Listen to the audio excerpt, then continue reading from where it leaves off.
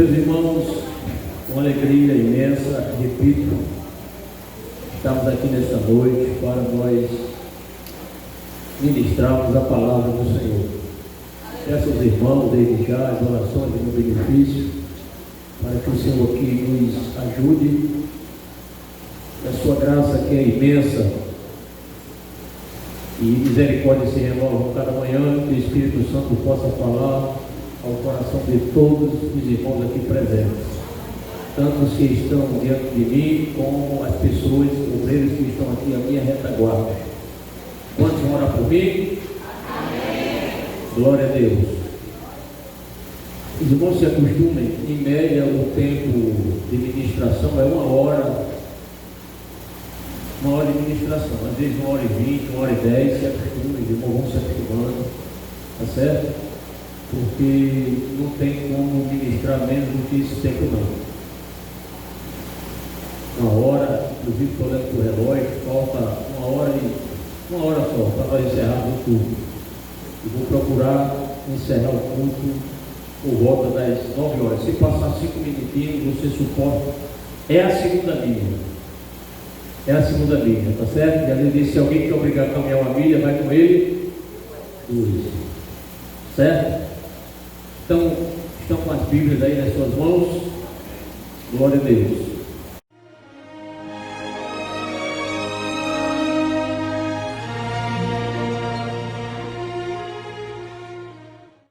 O tema que escolhi para esta ministração hoje é o sustento da casa do Senhor. Poderia ter acrescentado o sustento financeiro da casa do Senhor, mas já está subentendido o que é isso, o sustento da casa do Senhor. Administrativamente falando, né? Não vou falar aqui no sentido espiritual, mas quem sustenta a casa do Senhor é o próprio Senhor. Porém, na questão administrativa, na questão financeira, os irmãos vão entender que este é um dever nosso. Eu quero repetir o texto que já foi lido na leitura oficial, Malaquias 3:10, que profere o seguinte: traga o dízimo todo ao depósito do templo, para que haja alimento em minha casa.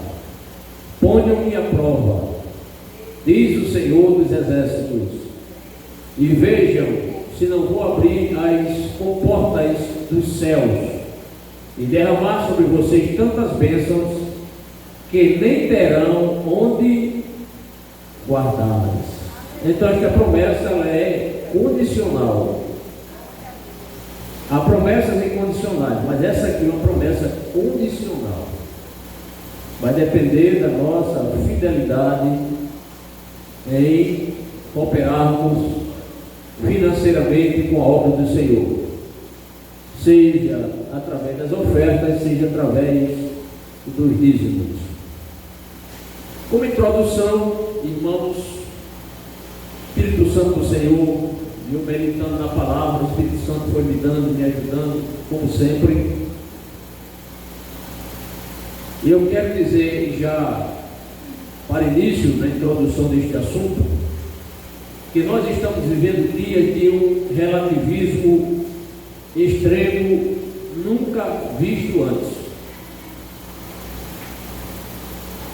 E aos poucos, irmãos, grande parte da população começa a absorver ou a se adequar a práticas antibíblicas, inclusive no nosso meio. Pessoas ditas cristãs que não estão lendo a palavra do Senhor, estão muitas vezes se abeberando, se alimentando de uma falsa semente propagada por muitos falsos médicos na internet, e daqui a pouco você, que é uma pessoa tão fiel na casa do Senhor, começa a dar ouvido a esses enganadores, e daqui a pouco você está deixando de contribuir com a casa do Senhor. Se isso não bastasse, repito, alguns cristãos têm cedido a essas práticas, e é bom a gente repetir porque faz parte da didática. Você repete algo que você falou, porque aquele assunto sendo importante, e tudo que eu vou falar aqui é importante, você vai guardar, porque você vai ouvir mais uma vez eu repetir. Às vezes eu gosto de ser repetitivo, porque faz parte, como eu disse, da didática, para que vocês entendam melhor. Guardem isso. E quando a gente fala a respeito de cristãos que aos poucos estão cedendo terrenos para práticas antibíblicas, o Espírito Santo me fez lembrar a história de Ló, sobrinho de Abraão, quando ele se apartou de Abraão, devido àquela intriga entre seus pastores e os pastores de Abraão. Abraão foi para um lado e Ló tomou outra direção. E Ló, aos poucos, ele foi montando os seus acampamentos, armando suas tendas, até que chegou às portas da cidade de Sodoma, adentrou a cidade de Sodoma e começou a morar, fixou residência lá. Por quê? Porque ele foi se acostumando com aquela situação, com as práticas daquelas pessoas. Então, o cuidado que nós devemos ter, irmãos, é que nós, cada crente, comece a ler a palavra do Senhor, meditar, estudar, praticar a palavra do Senhor, porque se nós assim fizermos, nós não seremos confundidos nem enganados. Quando a gente fala sobre relativismo tão presente na nossa sociedade em que estamos inseridos, isso abre um campo muito amplo para tratarmos de assuntos pertinentes às Escrituras. Poderíamos falar hoje sobre muita coisa assim, onde o relativismo quer, ou algumas pessoas querem relativizar algo que a Bíblia diz. O que é relativismo? Sintetizando aqui, é alguém dizer, não, isso realmente foi praticado no passado, mas hoje não tem nada a ver, isso não está mais em voga. Pecado daquele tempo era pecado daquele tempo, hoje a sociedade é outra, os costumes são outros.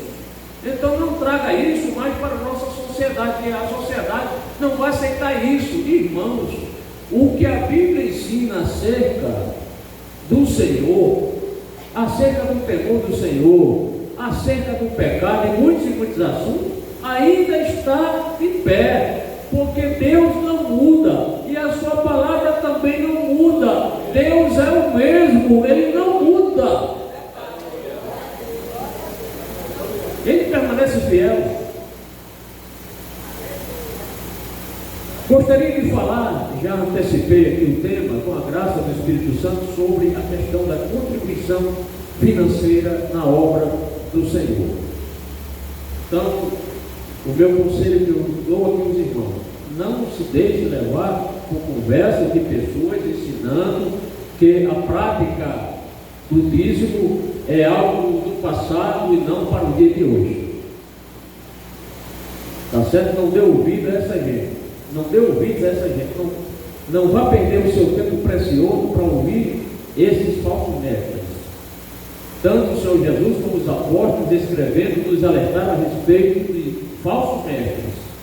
Os falsos mestres não estão só presentes às vezes nas igrejas, eles estão também ao redor da igreja, usando a internet, porque hoje a internet tem um poder muito grande, irmão, de influência. Poder muito grande de influência, de influenciar pessoas. Por isso que nós estamos aqui hoje, para ensinar os irmãos para que, volte-se para o manual, que eu sempre gosto de dizer, a Bíblia é o manual do fabricante. É o manual de Deus, para nós vivermos bem com Ele e com os nossos irmãos. Então é dever do pastor, de todo pastor, orientar bem aos irmãos a respeito dessas coisas. Então estamos aqui hoje com esse intuito de refutar falsos ensinos, essas mentiras, este erro grave, este pecado. que é negar as Escrituras. Quero começar pelo seguinte tópico. Tópico 1. Tudo pertence a Deus.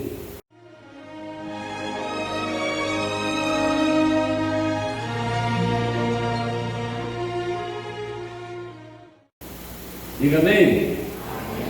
Pertence a Deus tudo ou não? Sim, tudo pertence.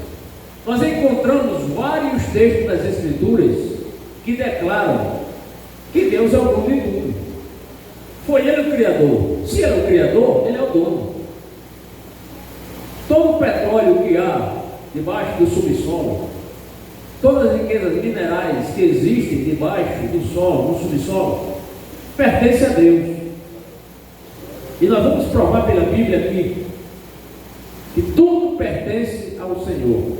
Cito esta referência mais conhecida, o Salmo número 24, irmãos, abra sua Bíblia. Quando você lê o Salmo 24, versículos 1 e 2, a palavra do Senhor, ela nos mostra categoricamente o seguinte: do Senhor é a terra e tudo o que nela existe, o mundo e os que nele vivem. Versículo 2: pois foi Ele quem fundou-a sobre os mares e firmou-a sobre as águas. Quem é o dono de tudo na terra e dos mares? Deus. Deus é o dono de tudo. Os homens, as pessoas apenas administram aquilo que pertence a Deus. Uns administram bem, outros não sabem administrar corretamente, desperdiçam aquilo que Deus lhe confiou para você administrar. Então, quando alguém diz assim: esta terra é minha, esta fazenda é minha, isto me pertence, isso aí é só à luz da, digamos assim, de documentos, do direito humano, mas, biblicamente falando, a terra pertence a quem a criou, pertence a Deus. Você apenas é um habitante temporário. O homem é um habitante temporário. Ele não vai viver para sempre nessa terra. Portanto, a terra não será para sempre dele. Por quê? Porque a terra tem um dono. Esse dono é o Senhor, nosso Deus.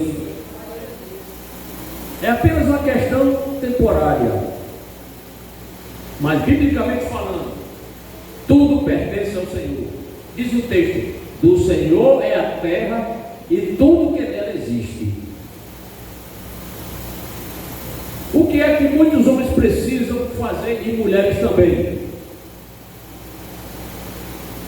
Essas pessoas que administram temporariamente parte de terra, de bens, terrenos, fazendas. O que é que as pessoas devem fazer? As pessoas, homens e mulheres, precisam ser gratos a Deus, ser agradecidos. As pessoas precisam ser agradecidas a Deus por estar administrando e usufruindo-se daquilo que Deus lhe permitiu você ter.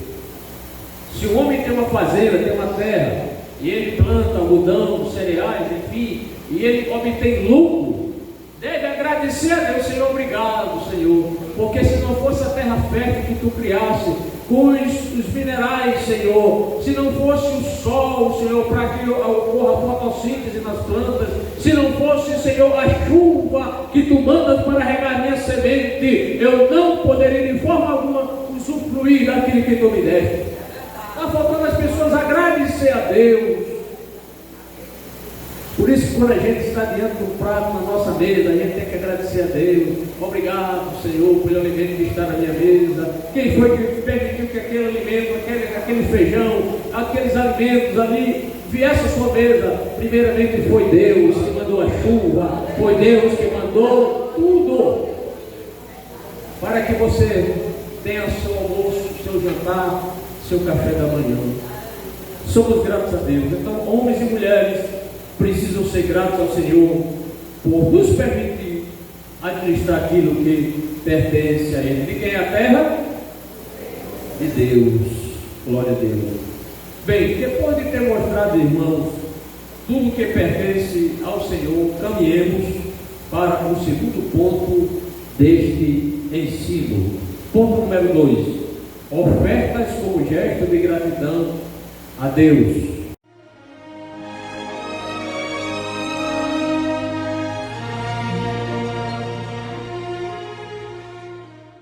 Obrigado, irmão, que está projetando ali os slides.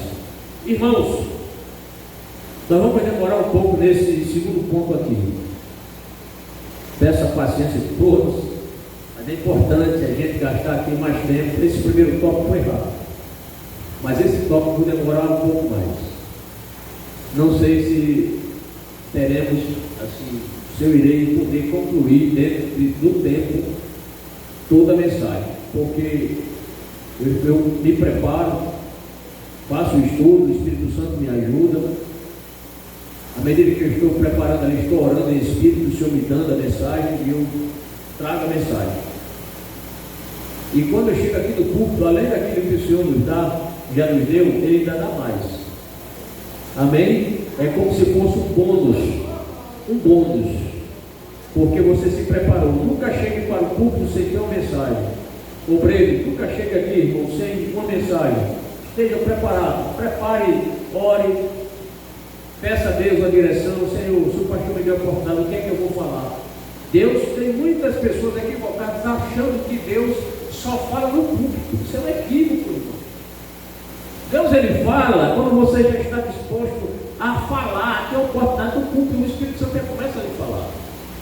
Amém? Mas sobre isso vamos falar noutra oportunidade, senão eu vou aqui gastar um tempo precioso com outro assunto. Vamos prosseguir. Então iremos demorar um pouco nesse segundo ponto. As primeiras pessoas que agradaram a Deus, que reconheceram Deus, as primeiras pessoas foram 2 irmãos. Alguém sabe quais foram? Hein? Qual é o nome dele? Caim e Abel. 2 irmãos. Caim, o primogênito, e seu irmão Abel, filho de Adão e Eva. Mas quando nós olhamos a vida desses 2 irmãos, sobre a questão da gratidão, há uma enorme diferença entre um e o outro. Porque um ofertou e o outro. Mas muita gente só está atenta para a questão da oferta em si. Mas isso não foi o mais importante, a questão da oferta. Tem algo mais importante por trás desse gesto, ou no ato desse gesto. Gostaria que vocês abrissem suas Bíblias no primeiro livro da Bíblia. Como é o nome, crianças? Primeiro livro da Bíblia? Gênesis, muito bem. Gênesis capítulo 4. Gênesis capítulo 4, versículos, irmãos, 3 a 5. Gênesis 4, versículos 3 a 5. Eis o que diz o texto: passado algum tempo, Caim trouxe do fruto da terra uma oferta ao Senhor. Abel, por sua vez, trouxe as partes gordas das primeiras crias do seu rebanho. O Senhor aceitou com agrado Abel e sua oferta, mas não aceitou Caim e sua oferta. Por isso Caim se enfureceu e o seu rosto se transtornou. Irmãos, qual era a atividade de Caim? Qual era a ocupação dele? Agricultor. Qual era a ocupação de Abel? Pastor de ovelhas. Mas observe do texto que eles trouxeram aquilo que eles tinham. Abel, pastor de ovelha, logicamente, ia trazer ovelha. Caim, agricultor, ia trazer o quê? Produto da terra, frutas, legumes, cereais, hortaliças, essas coisas que a terra produz. Estão acompanhando? Então cada um trouxe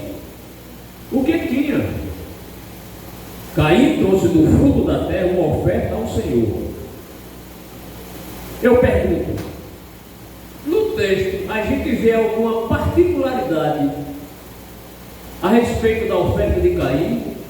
Algum detalhe dessa sua oferta? Há alguma coisa que valoriza a sua oferta? Alguém achou? Não vai achar. Não trouxe nenhuma particularidade do texto. O texto descreve que Caim trouxe os melhores frutos para ofertar ao Senhor. O texto diz? Não, ele trouxe os melhores frutos para ofertar ao Senhor. O texto revela isso? Também não. Agora, irmãos, observem o que menciona o texto sobre a oferta de Abel. Com a Bíblia aberta aí? Gênesis 4, verso 4, parte A.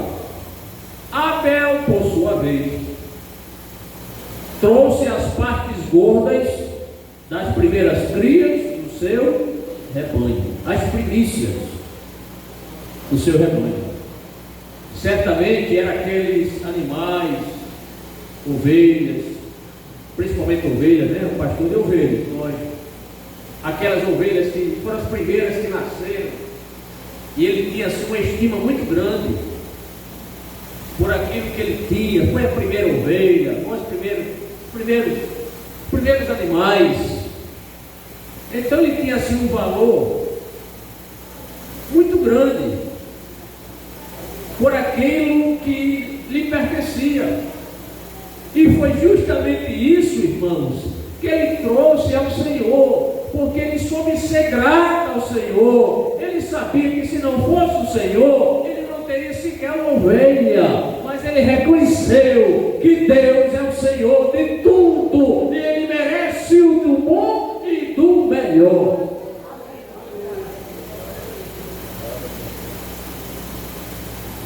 O texto trouxe alguma particularidade sobre a qualidade da oferta de Abel? Sim. Qual foi essa particularidade? Está aqui. Trouxe as partes gordas das primeiras crias do seu rebanho. Ele não pegou aquela ovelhazinha lá cega, se é que havia, ou magra, ou aquela ovelha manca, né? Aquela ovelhazinha rejeitada. Não, ele trouxe o melhor. É para o meu Deus, afinal foi ele que me deu condições. Aliás, Deus foi quem me deu a vida. Eu quero ser grato ao Senhor. Oferta tem a ver com agradecimento, irmão, com gratidão a Deus. Agora, de que forma, irmãos, de que forma Deus aceitou a oferta de Abel? Como Deus aceitou a oferta de Abel? Com agrado. Com agrado. Um certo teólogo chega a dizer que Deus sorriu. Isso não está na Bíblia, mas ele fazendo uma comparação entre a atitude de Abel e a atitude de Caim. A atitude de Caim, quando Abel trouxe, aí ele diz assim: Deus sorriu para a oferta, mas quando Caim trouxe, Deus franziu a testa. Você já viu alguém franzir a testa? Quando eu peguei franze a testa, é porque sai de perto que não vem coisa boa, não é verdade? É assim ou não é? Ora, se não é. Mas isso não está na Bíblia, mas a gente sabe que Abel foi um verdadeiro adorador. E por ser um verdadeiro crente e adorador, ele soube reconhecer o senhorio do Senhor. Então Deus agradou-se. O texto diz: o Senhor aceitou com agrado Abel e sua oferta. Gênesis 4, verso 4, parte B.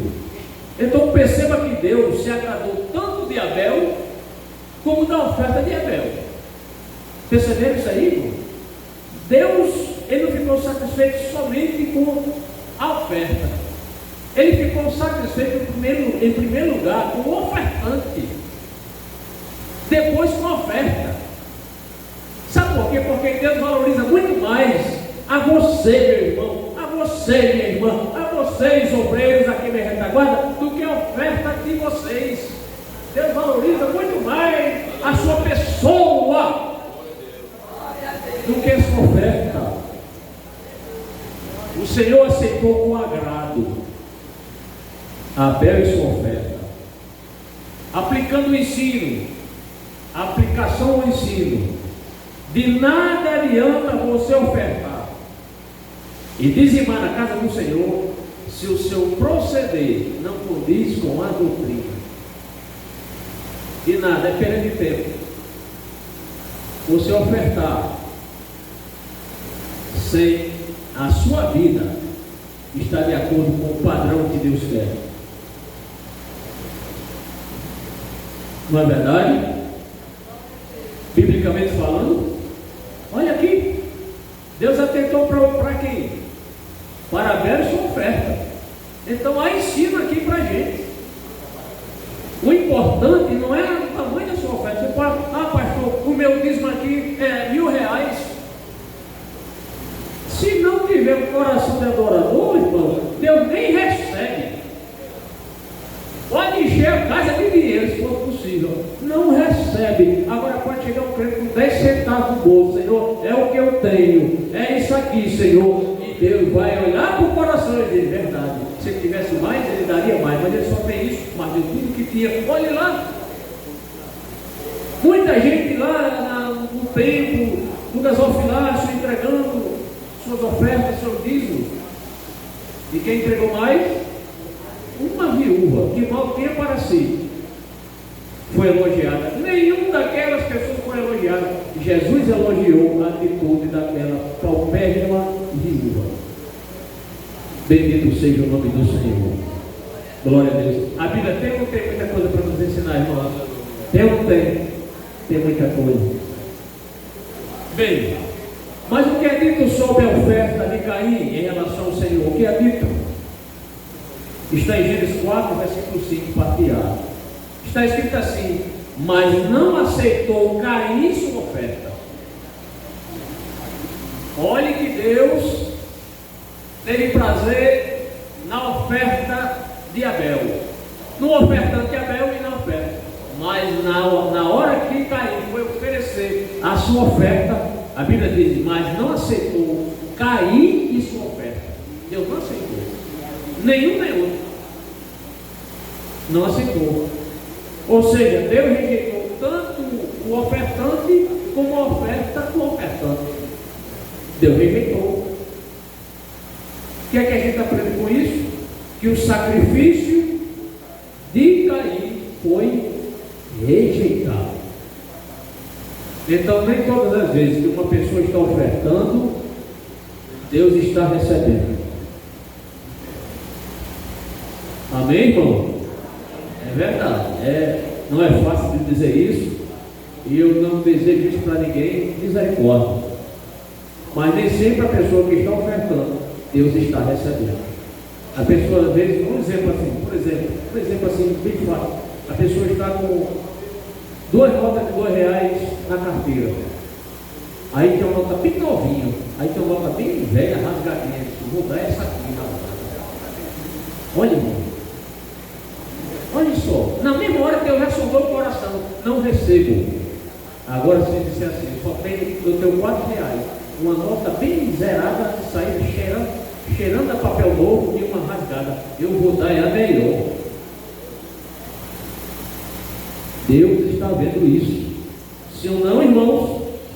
Verdade. Foi só um exemplo, para você ver que às vezes essas mínimas coisas a gente pode tomar um procedimento errado e achando que nós estamos servindo, às vezes na verdade não estamos, irmão. Quem está entendendo, diga amém? Amém. Glória a Deus. Dito isso, vem a pergunta.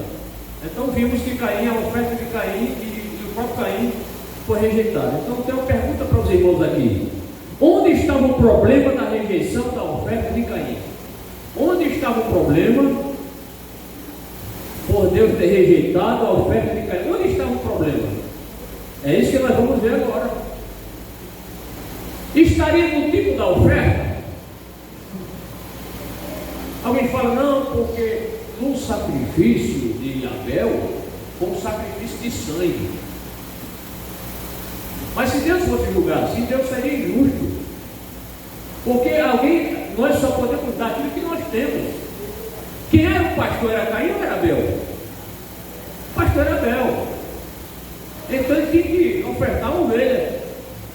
Deus não ia cobrar a ovelha de Caim. nem ia cobrar de Abel cereais, frutas.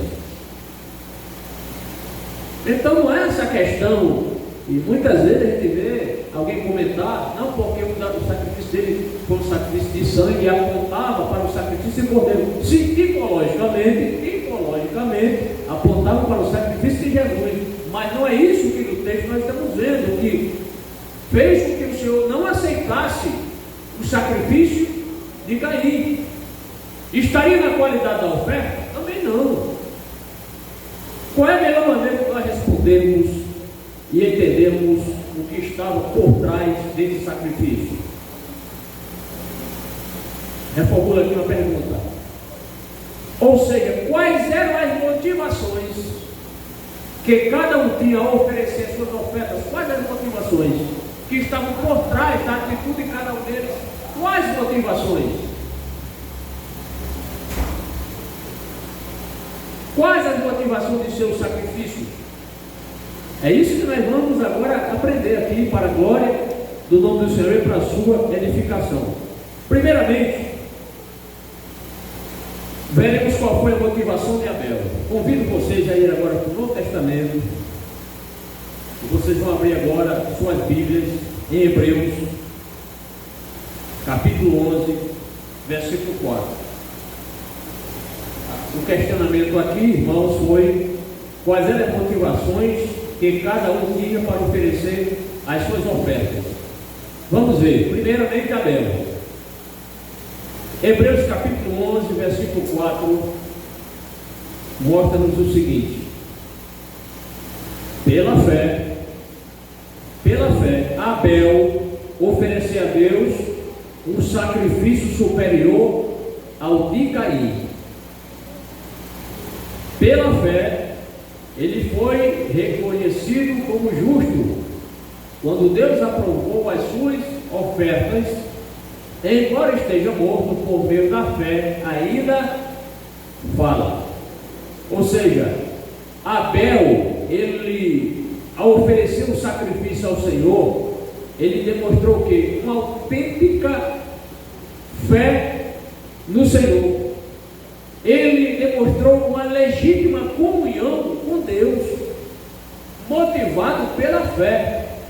Então a fé está inserida aqui, irmão, na atitude de Abel, coisa que nós não vemos a respeito de Caim. Ele fez aquela oferta, aquela oferenda, como se fosse uma coisa sem expressão, sem significado algum. Foi assim uma simples obrigação, sem ter nada espontâneo, em reconhecer que Deus é o Senhor de tudo. Deus lhe deu a vida, Deus lhe permitiu que ele tivesse plantações, frutos. Ele não usou isso, ele não reconheceu o senhorio de Deus sobre ele. E quando ele não reconhece, ele despreza totalmente a sua devoção ao Senhor. Mas Abel foi diferente. Abel, ele fez com uma atitude de fé, reconhecendo que o que ele era, o que ele tinha, era Deus, por sua misericórdia, que ele concedeu. Ele demonstrou uma autêntica espiritualidade em legítima obediência a Deus. Vamos aplicar aqui esse ensino para nós, até agora o que nós ministramos, com base no que eu falei até agora. Assim, escutem bem, se qualquer irmão ou irmã ofertar e entregar os dízimos na igreja, apenas no intuito de promoção a algum cargo eclesiástico ou galgar alguma posição de liderança, constitui-se isso pecado gravíssimo. Vocês não entenderam? Se uma pessoa entrega a sua oferta e o seu dízimo com o intuito de galgar, digamos assim, um obreiro, ele quer galgar uma posição hierárquica, o pastor sabe que eu sou dizimista, meu dízimo é tanto, eu vou ofertar até na frente dele para ele ver que eu sou dizimista, porque quando chegar a época das consagrações, ele vai me consagrar. Outras pessoas entregam por outros motivos. Mas não deve ser estes os motivos, irmãos. Nós temos que ser gratos a Deus por tudo que Ele nos permite ter. Glórias ao nome do Senhor. Se uma pessoa faz isso, que eu acabei aqui de mencionar, é um pecado gravíssimo. Por quê? Porque está desviando o foco.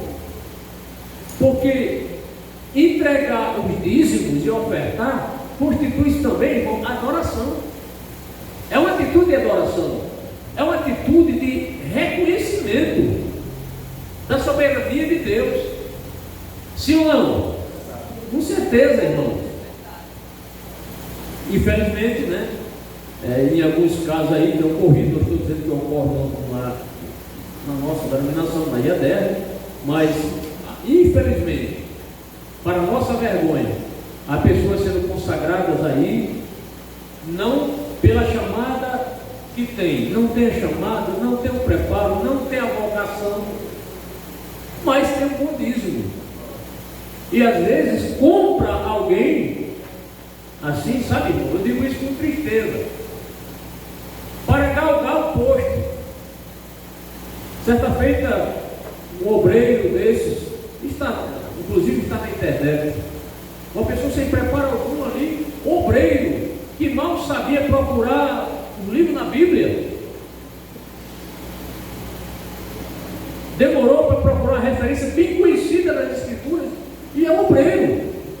Como é que uma pessoa dessa foi consagrada? Não é por laço de amizade, nem afinidade com o pastor, não. Tem que ter a chamada, tem que ter o preparo, tem que ter a vocação. Se não tiver isso, não adianta, irmão. É enxugar gelo. Tem que ter a chamada do Senhor, tem que ter o dom dado pelo Senhor, tem que ter amor pelas Escrituras. O obreiro tem que ter amor pelas Escrituras. O obreiro deve ler a Bíblia todos os dias, irmão. E líderes também. Aliás, todo crente deve ler a Bíblia diariamente. O alimento da nossa alma é a palavra, irmão. Quantas vezes você alimenta seu corpo? O homem é um ser tricotômico, né? Corpo, alma e espírito. A gente não esquece o café da manhã, não esquece o almoço, não esquece a janta, e antes de dormir ainda vai assaltar a geladeira, comer mais alguma coisa.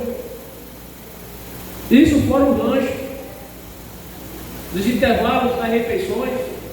Alimenta nosso corpo, e a alma sua é preciosa e ela precisa da palavra de Deus. Glória a Deus. Por isso que tem muitos crentes, meu Deus, não quero que o pastor me dê a oportunidade hoje. Por quê? Não se alimentou. Está fraco. Está fraco. E quer ver uma pessoa ficar doente? É a pessoa parar de se alimentar. Não sei, caso específico. Está fazendo jejum especificamente, está jejuando, buscando Deus, se consagrando. Aí é uma coisa. Agora, se a pessoa parar de se alimentar, vai ficar magérrima. Vocês já viram aquelas moças lá que são modelos anoréxicas? Parece só o couro e osso. Vocês já viram isso, né? Couro e osso, irmão. Sempre que o ser humano fica em pé. Ficou tão magro porque não se alimentou. E tem crente que é assim. Anoréxico. Só pega na Bíblia na hora de vir para o culto.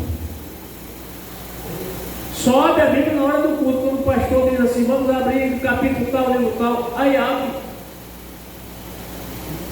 Olha, irmão, Deus não me colocou aqui para eu ficar calado, não.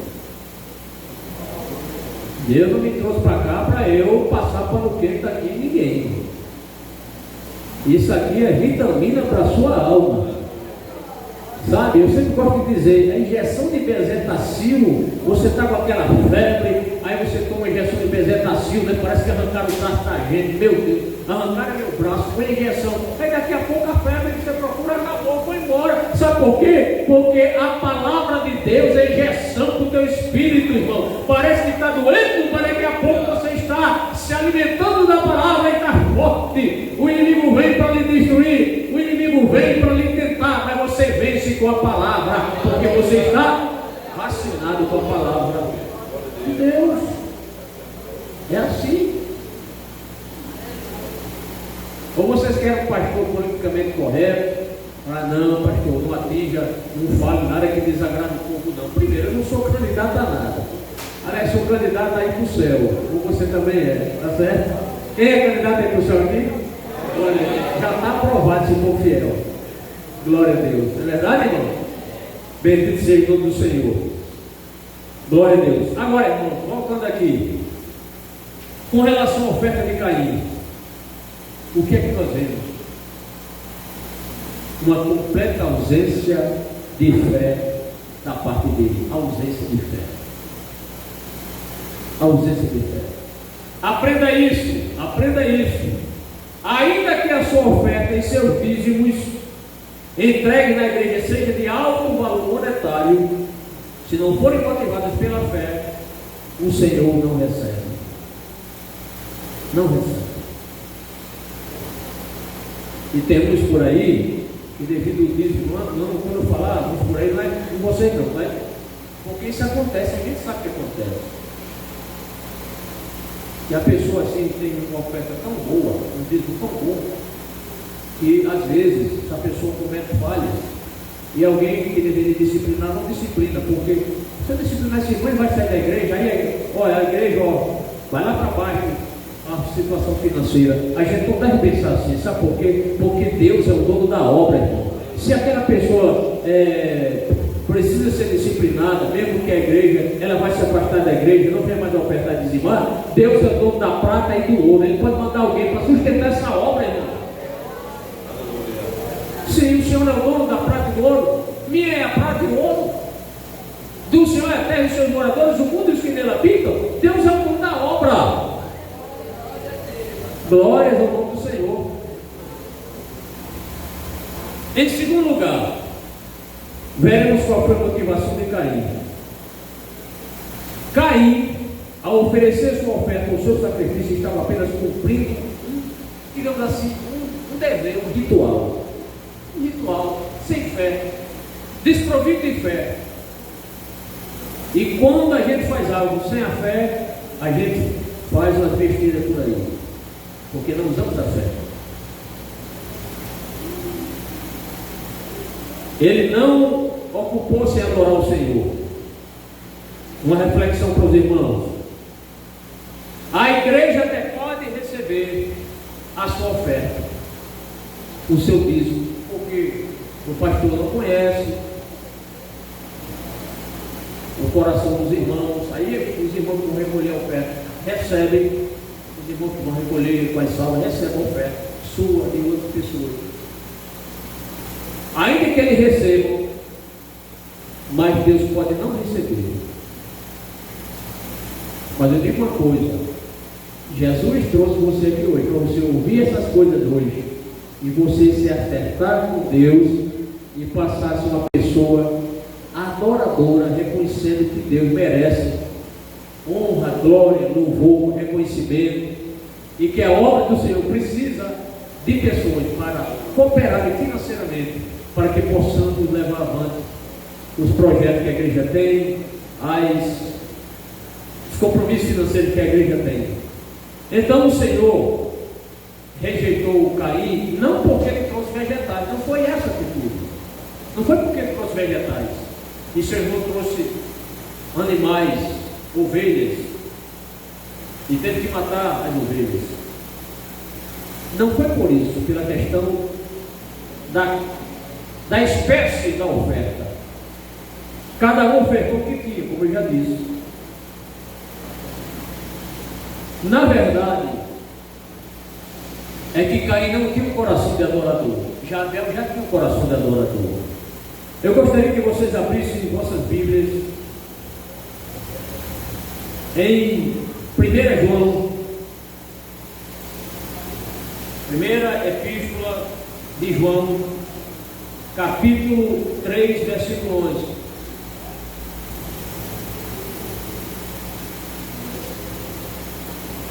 Vamos ler dois versículos. 1 João, capítulo 3, versículo 11 e o versículo 12.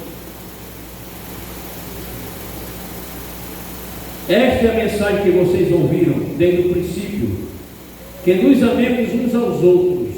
Verso 12: não sejamos como Caim, que pertencia ao maligno e matou o seu irmão.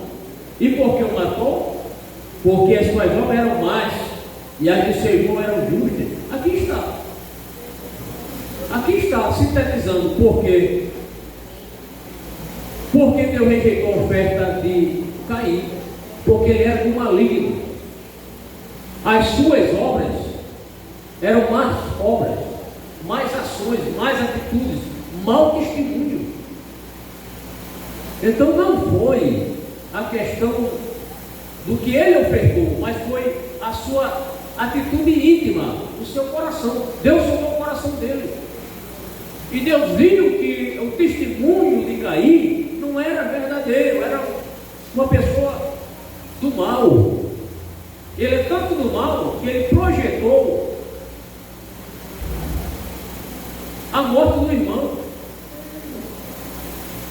Articulou tudo, foi calculista. Planejou a morte, do assassinato do irmão. Por que ele fez isso? Porque ele era mau. E quem é mau não reconhece Deus, não se submete a Deus. Mas quem é do bem, adora a Deus, glorifica a Deus, exalta a Deus, ama a Deus e a sua palavra. Então, Caim pertencia a quem, irmãos? Caim pertencia a quem? Ao maligno, ao diabo. Pertencia ao maligno. E quem pertence ao maligno não pode agradar a Deus. Agrada ao diabo. O diabo quer ver as pessoas assim, independente dele. O diabo quer ver as pessoas drogadas. O diabo quer ver as pessoas sendo assassinadas. O diabo quer ver as pessoas assaltando umas às outras, brigando umas com as outras, discutindo. É isso que o diabo quer. Ele só sabe fazer isso. É promover a desunião. Por isso que é importante aqui, quando o texto menciona, irmãos, esta é a mensagem que vocês ouviram desde o princípio, que nos amemos uns aos outros. Os irmãos aqui devem amar uns aos outros, os obreiros aqui devem amar uns aos outros, se ou não, vocês também devem amar uns aos outros, irmãos. Porque quando a gente ama nossos irmãos, não há espaço para estar brigando, fugicando, arengando, não é verdade? É verdade, porque você ama. Então tomemos a atitude de Abel e não a atitude de Caim, que matou seu irmão. Irmão, nós poderíamos passar aqui, talvez assim, uma semana falando a respeito de oferta. Tem muitos textos na Bíblia que falam sobre oferta. Só para os irmãos terem uma ideia. Sabe quantas vezes a Bíblia menciona o termo, o vocábulo, a palavra oferta? Oferta, 401 vezes. E no plural, ofertas, quantas vezes? 115. Então aqui já dá umas 500 mensagens aqui. Pegasse cada texto aqui uma mensagem. Então é muito vasto esse assunto sobre oferta. Mas eu procurei trazer aqui para mostrar aos irmãos que a atitude de ofertar na casa do Senhor é uma atitude de adoração também, de reconhecimento que Deus é soberano, que Ele merece o melhor da nossa parte. Estamos falando a respeito da questão das ofertas, tá certo? Então, é isso. Vamos para o segundo ponto. Temos 14 minutos para encerrar este assunto. Também não vai ser um assunto curto, mas vamos ver se a gente conclui. Como eu disse, passar 5 minutinhos, suporte, tá certo? Dê sua oferta de tempo, a sua oferta de tempo, tá certo? Então, dê suporte aí em nome do Senhor Jesus. Tópico 3, está ali. Os dízimos como sustento da obra do Senhor.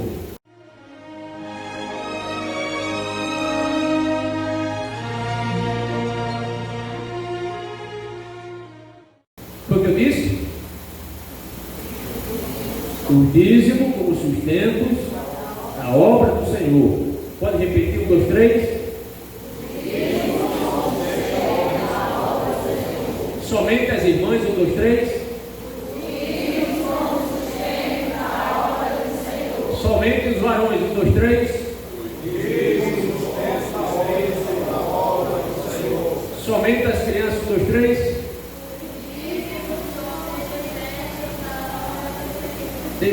não, né? Amém. Tá certo. Irmãos, duas coisas precisam ser ditas aqui. Duas coisas importantes. Duas coisas, até que bem. Até que bem. Duas coisas são importantes de dizer aqui. Primeiramente, Deus não precisa de dinheiro. Certo? Amém? Deus não precisa. Diretamente Ele não precisa de dinheiro. Quero repetir o Salmo 24, versículos 1 e 2. Do Senhor é a terra e tudo que nele existe, o mundo e os que nele vivem, pois foi Ele quem fundou sobre os mares e firmou sobre as águas. Então, Deus não precisa de dinheiro. A segunda coisa importante também que precisa ser dita aqui: apesar de Deus não precisar de dinheiro, a sua obra aqui na terra precisa. Ele não precisa de dinheiro, mas a obra dele, a obra que Ele nos confiou, precisa, irmão. Precisa da ajuda financeira dos irmãos. Energia elétrica não se paga com milagre. Internet não se paga com oração. Material de limpeza também não se paga com testemunho. Tem que ser com dinheiro. Não é verdade? Não é verdade? É verdade. Não adianta ligar para poder, eu vou orar por você, meu amado. Aí vai ficar paga a conta. Não, vai pagar, viu, crente? Dê exemplo. Não é verdade? Então, nós pagamos, irmãos, boletos da igreja, conta da igreja, que beneficia os irmãos. Olha, estamos beneficiando aqui ar-condicionado, ventilador, da luz, das cadeiras, dos bancos, né? Sentado confortavelmente, não é verdade? E se quiser mais conforto, oferte mais para podermos dar mais para os irmãos. Investir no social é importante, mas também tem que ter a contrapartida, a ajuda financeira dos irmãos. Tá certo? E onde está o dinheiro? Onde está o dinheiro para tudo isso? Está no bolso dos incrédulos, é isso? No bolso dos crentes, irmão. No bolso dos crentes. Os incrédulos têm essa obrigação de ofertar. Se quiser, a gente recebe, mas é dos crentes. Agora, como eu já disse, existem alguns pseudo-cristãos, pseudo-cristãos, que estão aí ensinando que a prática do dízimo, isso é coisa do passado. Relativiza isso. E como tem crente dando atenção a esses heréticos, a esses heresiarcas, ensinando contra a prática do dízimo. Por isso que eu chamo pseudo-cristão. E cuidado para você também não ser um pseudo-cristão. Se a pessoa começar a se alimentar da falsa si mesmo, daqui a pouco você vai ser discípulo e daqui a pouco discipulador de uma pessoa dessa. Então, em nome de Jesus, fique com a Bíblia, tá certo, irmão? Fique com a Bíblia. A igreja não recebe ajuda da ONU financeiramente, não recebe ajuda do governo federal, estadual, municipal, não. É nós aqui, é os irmãos. É o salário mínimo do irmão, é da costureirazinha, é do pedreiro, enfim, são dos irmãos assalariados, dos irmãos aposentados, enfim, é o nosso dinheiro, não é? Que custa o suor e o esforço de cada um de vocês, mas não está sendo desperdiçado não, porque a obra do Senhor está prosseguindo, avante, em nome do Senhor, mas alguns desafortunadamente mentem, né, quando afirma que os irmãos estão, não devem mais dizimar. Isso faz parte de preceito da lei. Não, isso é coisa da lei. Isso é coisa da lei. Tá certo? Então, isso está totalmente errado. Por quê? Porque a prática do dízimo é anterior à lei. Vamos conferir? Gênesis, capítulo 14. Gênesis capítulo 14. Gostaria tanto de concluir esse ensino hoje. A gente precisa repetir aqui mais um pouco, irmãos. Gênesis capítulo 14, amados, versículos 17 ao 20. Vou ler aqui de forma rápida, tá bom? Diz assim, amados: voltando Abraão da vitória sobre Quedorlaomer e sobre os reis que a ele se haviam aliado, o rei de Sodoma foi ao seu encontro no vale de Savé, isto é, o vale do rei. Então Melquisedeque, rei de Salém e sacerdote do Deus Altíssimo, trouxe pão e vinho e abençoou Abraão, dizendo: Abrão, né? Abrão, aqui não era Abraão ainda, era Abrão. Bendito seja Abrão, pelo Deus Altíssimo, Criador dos céus e da terra. E bendito seja o Deus Altíssimo, que entregou seus inimigos em suas mãos. E finaliza o texto dizendo: e Abrão lhe deu o dízimo de quase tudo. Foi? De tudo. De tudo. Então, a prática do dízimo é anterior à lei. Abraão, irmão, viveu 430 anos antes da lei. 430 anos antes da lei, já existia Abraão. Então, não é coisa da lei. Então, se algum aí está ensinando que essa prática é prática da lei, você diz: olha, isso está totalmente errado. O dízimo, a prática do dízimo, é anterior à lei. Anterior à lei. Está aqui uma prova que Abraão deu o dízimo. Agora, veja bem, Abraão não deu o dízimo para ser abençoado. Ele, por ser abençoado, entregou o dízimo. Tem gente que quer fazer barganha com Deus. Senhor, o Senhor me abençoa, aí eu sou dízimo, aí eu entrego o dízimo. Não é assim. Primeiro Deus lhe abençoa. Você já é abençoado. Você não entrega o dízimo, perdão. Você não entrega o dízimo para ser abençoado. Você já é abençoado, e por ser abençoado, você entrega o dízimo. Não entenderam? É para corrigir a tempo, né? Mas afinal, o que é o dízimo? Resposta: o termo dízimo significa a 10ª parte de uma renda, um salário para ser entregue para o serviço administrativo da igreja. Amém? Agora, quando chegou a lei, o que aconteceu? O dízimo, ele fez parte da lei. Deus determina aos judeus que eles contribuam financeiramente com a obra. Por quê? Porque todas as tribos de Israel receberam pedaços de terra para habitar, para plantar, né, obter renda. Mas teve uma tribo que não recebeu terra nenhuma. Qual foi a tribo? A tribo de Levi.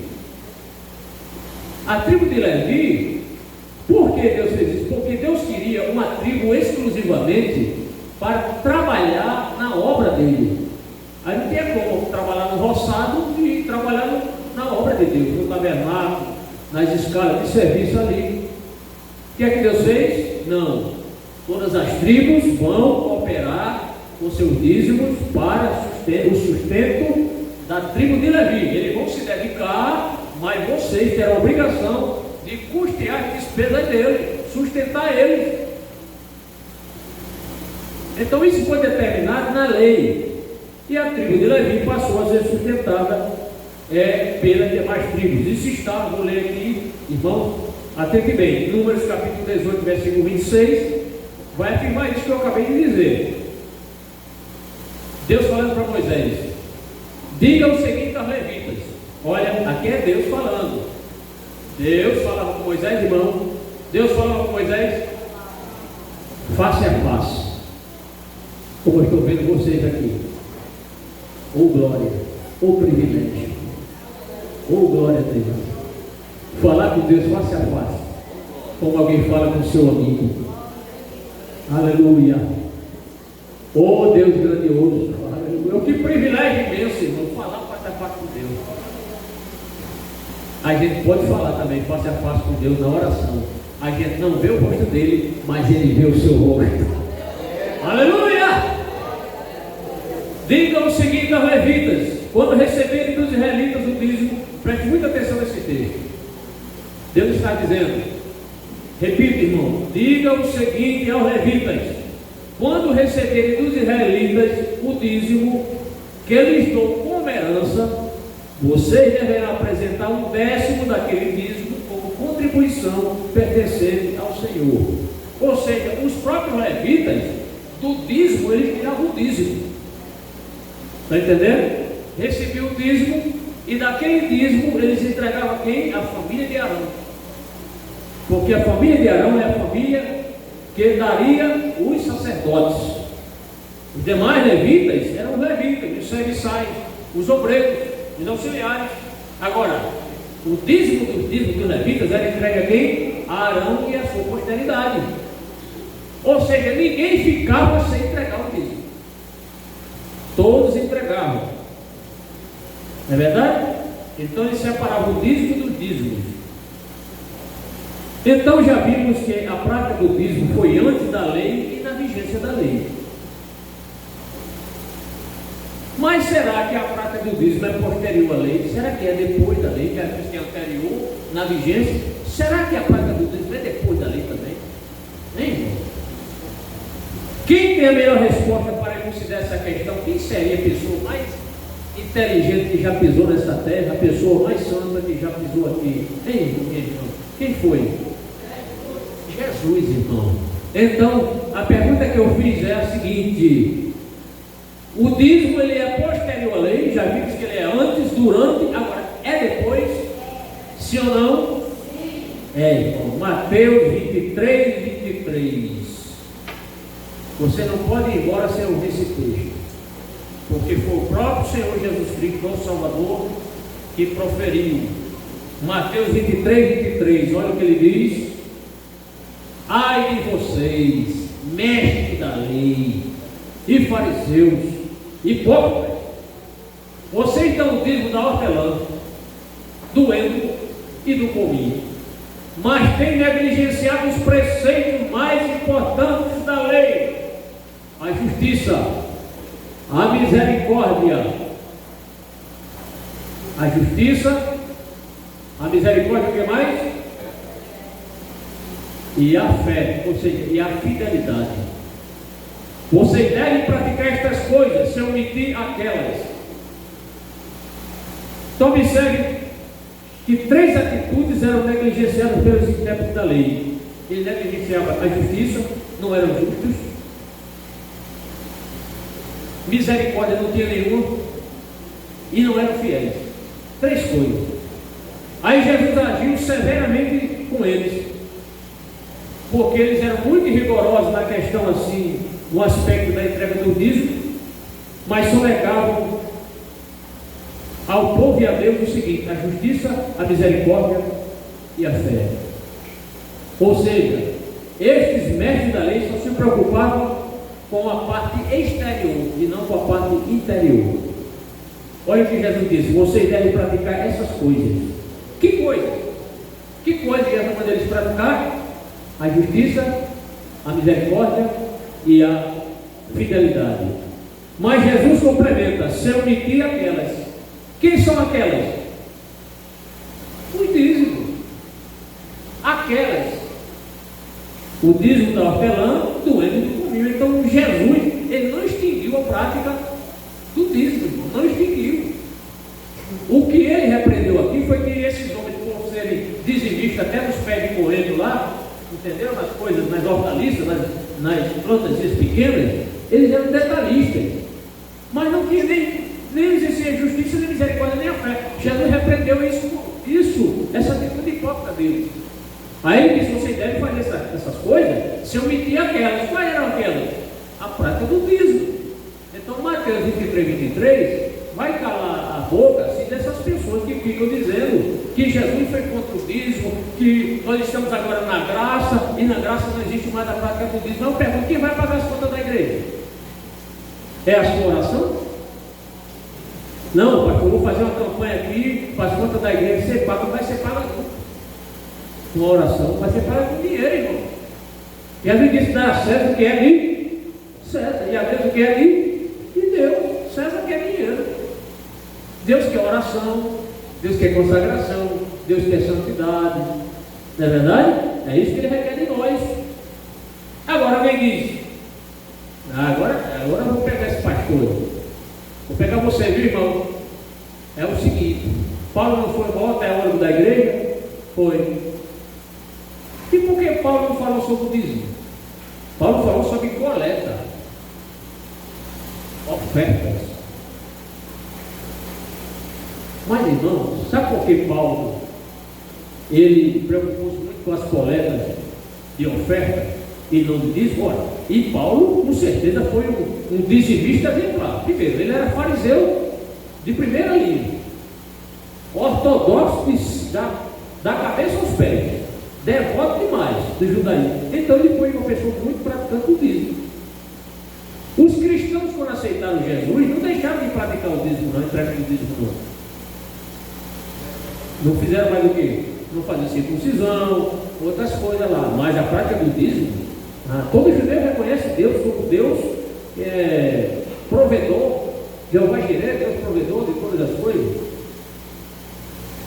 O que Paulo muitas vezes preocupou-se foi com a coleta para os crentes de Jerusalém, que eram pobres, irmãos. Muitos crentes da igreja primitiva foi constituída por judeus e gentios, principalmente os gentios, pessoas pobres. E aqueles irmãos estavam sendo muito perseguidos. Ninguém dava emprego para crente. Ninguém dava emprego. E Paulo viu que os irmãos estavam passando necessidade. Então, ele fez coleta na Galácia, escrevendo os crentes de Corinto. Então, Paulo, ele não foi contra a prática do dízimo, mas ele estava preocupado com o sustento da igreja em Jerusalém. Eu vou ler aqui rapidamente 1 Coríntios capítulo 16, versículo 1 e versículo 2 e o 3. Ele diz assim: ora, quanto à coleta que se faz para os santos, fazei vós também o mesmo que ordenei às igrejas da Galácia. No primeiro dia da semana, cada um de vocês ponha de parte o que puder juntar, conforme a sua prosperidade, para que se não faça mais coleta quando eu chegar. E quando eu estiver chegar, mandarei os que por cartas aprovadas para levar a vossa data a Jerusalém. Então, irmãos, aqui está muito fácil de entender. Aqui era coleta para os crentes lá de Jerusalém, que eram pobres. Quem entendeu, diga amém. Então Paulo não está anulando a prática do dízimo, tá certo? Ele sempre fez isso nas suas viagens missionárias, tá bom? E se alguém tiver dúvida, é o seguinte: você prefere ficar com o que Jesus disse ou com o que o camarada da internet lá está ensinando? Jesus disse que a prática do dízimo está correta. Aí o camarada vai lá e diz que não existe mais isso porque estamos na graça. Você vai ficar com quem? Com o falso mestre lá ou com o mestre verdadeiro, o Senhor Jesus? Fique com Jesus, irmão.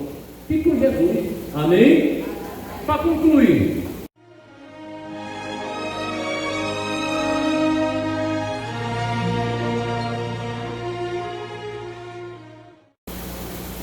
não dê atenção a essas pessoas que ficam pregando contra o dízimo.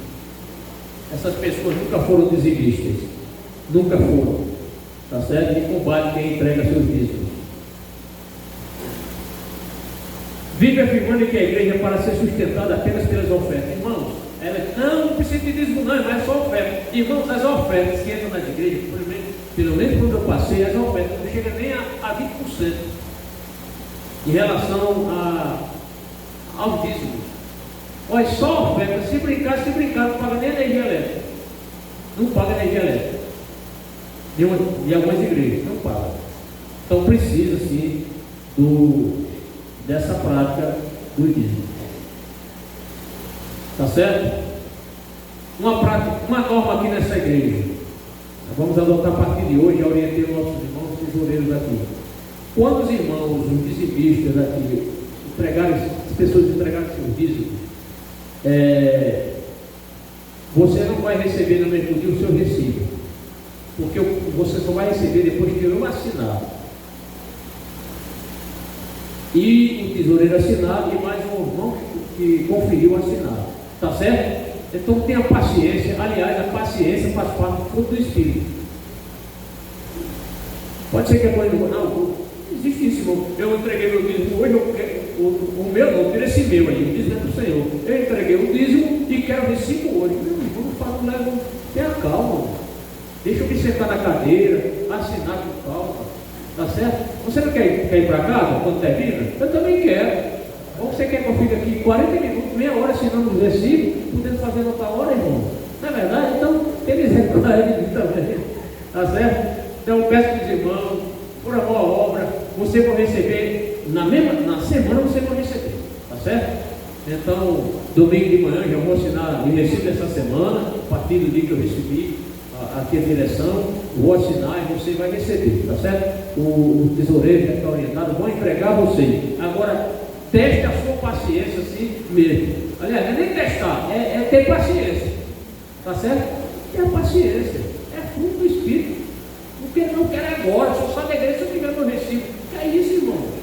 Vai aceitar Jesus, tá certo?